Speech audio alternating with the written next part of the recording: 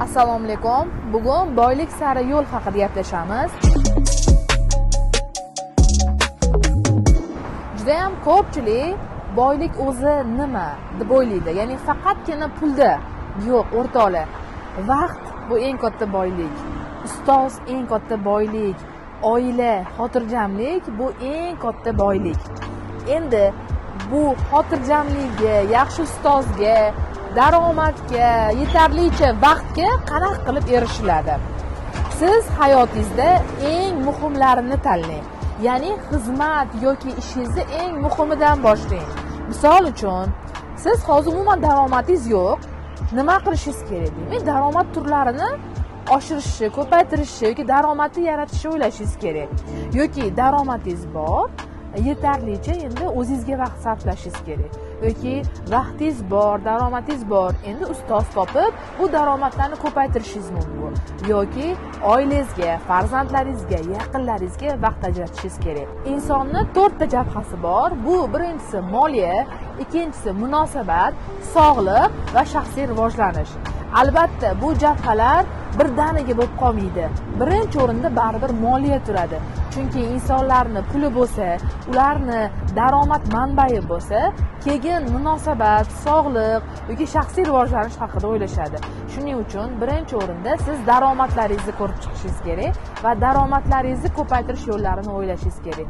Buning uchun sizga ustoz kerak bo'ladi. Ya'ni ustoz bilan siz yaxshi etapga o'ta olasiz.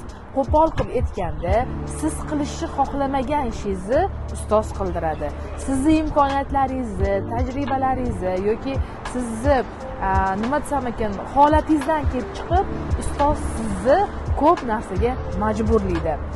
Ustoz topdingiz, daromad qilish yo'llarini axtarishni boshladingiz, oldingizga maqsad qo'ydingiz. Endi eng zo'r tanishlar orttirishni boshlang. Ya'ni eng zo'r degan ma'noda siz yaxshi ko'rasiz, siz o'shalar bilan gaplashib mazza qilasiz. Misol uchun ko'proq yig'ilishlarga boring, networkinglarga boring va undan tashqari sog'lig'ingizga ham alohida vaqt ajrating. Xo'p, endi pul topdingiz, sog'liqqa ahamiyat qildingiz, tanishlar orttirdingiz. Endi siz shaxsiy rivojlanish etapiga keldingiz. Shaxsiy rivojlanish etapida nima bo'ladi? Misol uchun, meni ustozlarim bor. Birinchisi bu Zilol opa. Bu meni ustozim. Ya'ni ular doim aytadilarki, "Sen keturgin, seni changingni muhokama qilishsin. Ko'pchilikga ahamiyat bermagin" deydilar. Chunki men o'sha 2020-yilda shaxsiy rivojlanib, kitoblar, kurslar sotayotganimda yon atrofimdagi juda ko'pchilik ustimdan kulgan. Ahmoq ekansan, shunga pul sarflayapsanmi? Senga nima kerak, shunga vaqt ajratib deyishgan. Lekin o'sha paytdagi vaqtni ajratib, men juda ham yaxshi o'zimga sarmoya qilganman. Birinchi o'rinda puldan tashqari vaqt ham bu eng katta investitsiya hisoblanadi. Demak, o'zingizga vaqt ajratdingizmi, siz investitsiya kiritishni boshladingiz. Birinchi o'rinda nima qilasiz? 9 dan 6 gacha ishlaysiz, hech qanaqa sizda imkoniyat yo'q kitob o'qishga, shaxsiy rivojlanishga yoki biron bir insonlar bilan tanishishga. Endi nima qilasiz? Yoki ertalab yoki kechqurun o'zingizga yarim soat vaqt ajratasiz. Men ko'pincha qanaqa qilaman? Men ertalab biron bir kafega kirib, bitta kapuchino, kofeni olib, o'zimni mana shu yon daftarcham har doim yonimda bo'ladi. Shun bilan birga o'zimni maqsadlarimni ko'rib chiqaman.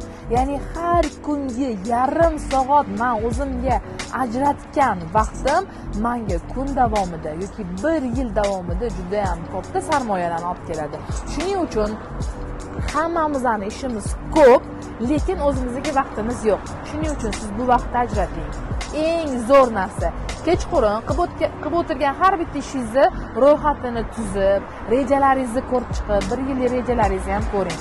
Siz mahsulotingizni, ya'ni o'zingizni yaxshilaganingiz sari sizda juda ham chiroyli natijalar bo'lishni boshlaydi. Bu nima degani?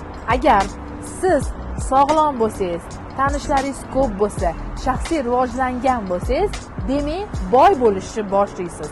Qo'pol qilib aytaman, men nima uchun networkinglarga ko'p boraman? Meni nima uchun tanishlarim ko'p? Chunki men ularga vaqt ajrataman. Va bu tanish bilishlarim mani topayotgan sarmoyamni to'rtdan birini olib kelishadi. Bu nima degani?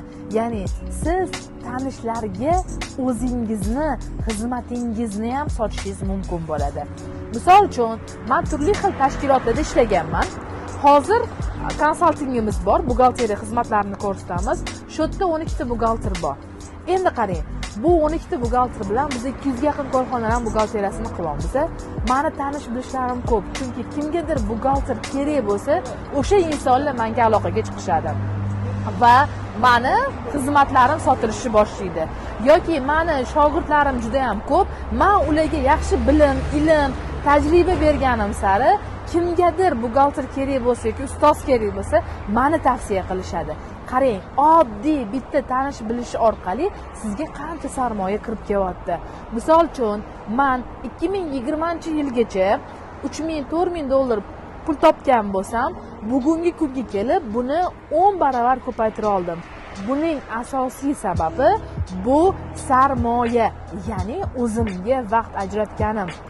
Agar siz ham boy bo'lmoqchi bo'lsangiz, boylik sari harakat qilayotgan bo'lsangiz, birinchi o'rinda o'zingizni xizmatingizni yoki o'zingizni zo'r, tajribali, professional mutaxassisga aylantirishingiz uchun vaqt ajrating. Vaqt va investitsiya bu sizni eng zo'riga aylantiradi. Katta natijalar kichik harakatlardan boshlanadi.